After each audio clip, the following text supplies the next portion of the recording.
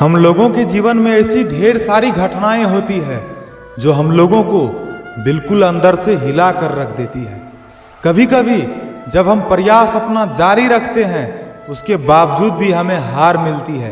कभी कभी हम लोगों के साथ अच्छा बर्ताव तो करते हैं लेकिन बदले में हमारे साथ बुरा होता है।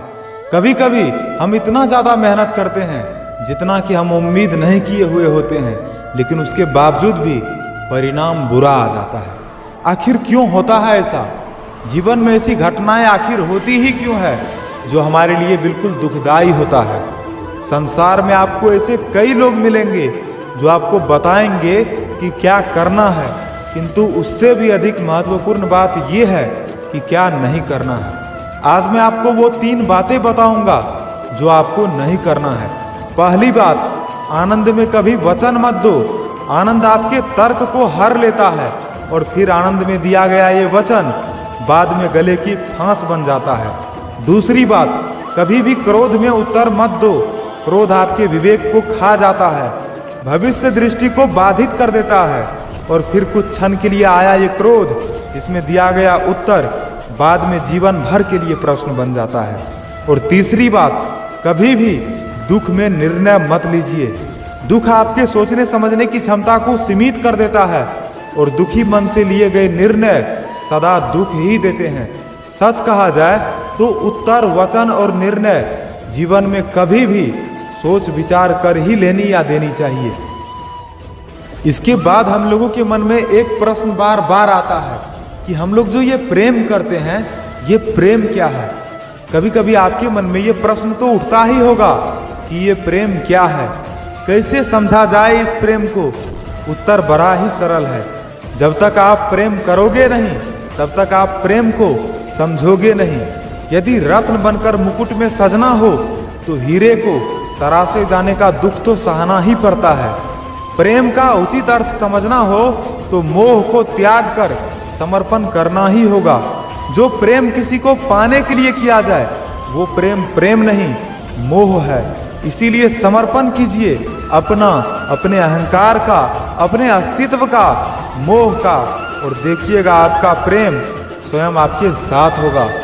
जीवन में कभी भी लक्ष्य को प्राप्त करना हो तो व्यक्ति 2 भाव साथ लेकर चलता है। पहला अपने लक्ष्य को पाने का निश्चय और दूसरा अपने लक्ष्य तक पहुंचने का मार्ग। सब यही करते हैं किंतु सब अपने लक्ष्य को प्राप्त नहीं कर पाते। क्यों? क्योंकि लक्ष्य ना मिल पाने की स्थिति में व्यक्ति को कुछ बदलना होता है।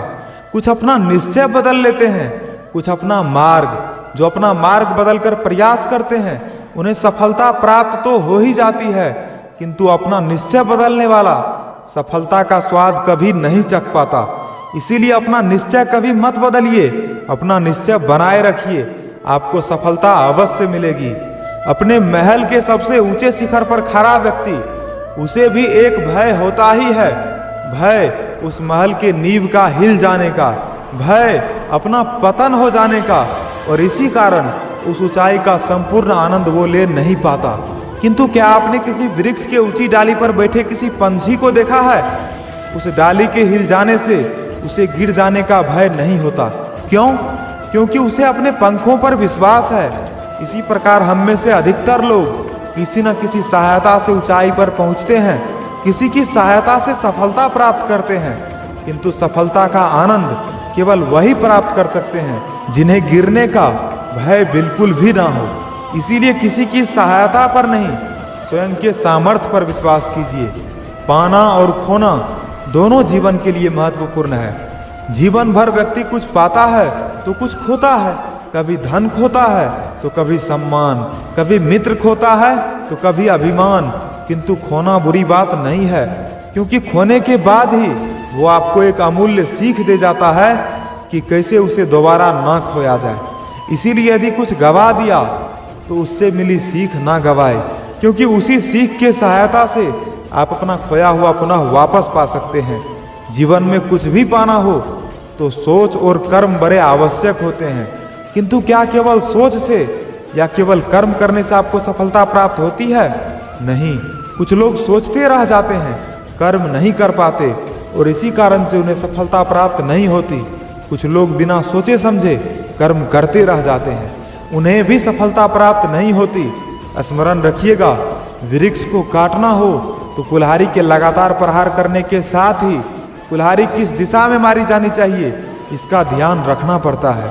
सोच और कर्म इसका ठीक से सम्मिश्रण करेंगे तो अवश्य ही सफलता मिलेगी। हम मनुष्य कितने ढीठ होते हैं, एक बार लक्ष्य पे दृष्टि साध ली तो उसे पाने के लिए जी जान लगा देते हैं, किंतु उस लक्ष्य को पाने की आतुरता में उस मार्ग का आनंद लेना ही भूल जाते हैं। स्वास्थ्य को दांव पर लगाते हैं धन कमाने के लिए और फिर वही धन गवा देते हैं स्वास्थ्य को पुनः सुधारने के लिए।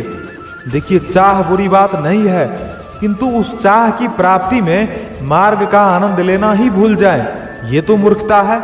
जो नहीं है उसे पाने का प्रयास आप अवश्य कीजिए, किंतु जो है उसका संपूर्ण आनंद लेने से खुद को वंचित मत कीजिए। हम सब जीवन में स्वयं के लिए सर्वश्रेष्ठ ही सोचते हैं, सबसे अच्छी सुविधा पाना चाहते हैं, सबसे अधिक सम्मान पाना चाहते हैं, परंतु क्या सबके लिए ये पाना संभव है? हाँ, क्यों नहीं। बस बाधा है समय। हमारा जीवन अस्थायी नहीं है, इसीलिए यदि समय का उपयोग करोगे तो तनिक सरलता होगी। अब देखिए ना, जिन्हें स्वप्न देखना अच्छा लगता है उनके लिए रात छोटी पड़ जाती है, जिन्हें स्वप्न पूर्ण करने होते हैं उनके लिए दिन छोटा पड़ जाता है, जो सम्मान पाना चाहते हैं उनके लिए परोपकार छोटा पड़ जाता है, और जो ज्ञान पाना चाहते हैं उनके लिए अध्ययन छोटा पड़ जाता है। जीवन में लक्ष्य को पाना हो तो समय का प्रबंधन ठीक होना ही चाहिए, इस बात का स्मरण रखिएगा। नदी का जल मीठा होता है, सागर का जल खारा होता है, और किसी नाले का जल दुर्गंध से भरा। क्यों? नदी का जल मीठा इसलिए होता है क्योंकि वो सबको जल देती है। सागर जल लेता है इसीलिए उसका जल खारा होता है, और नाला उसका बहना रुक जाता है, इसी कारण से वो दुर्गंध पूर्ण हो जाता है, किसी काम का नहीं रहता। हमारे जीवन में भी कुछ ऐसा ही होता है। यदि नदी की भांति जीवन में कुछ देना सीखो तो जीवन में मिठास बनी रहेगी। यदि सागर की तरह बांटने के स्थान पर केवल संचय करते रहोगे तो मन में खटास बढ़ती रहेगी, और यदि नाले की भांति बहना छोड़ दो, कर्म करना छोड़ दो, तो किसी काम के नहीं रहोगे।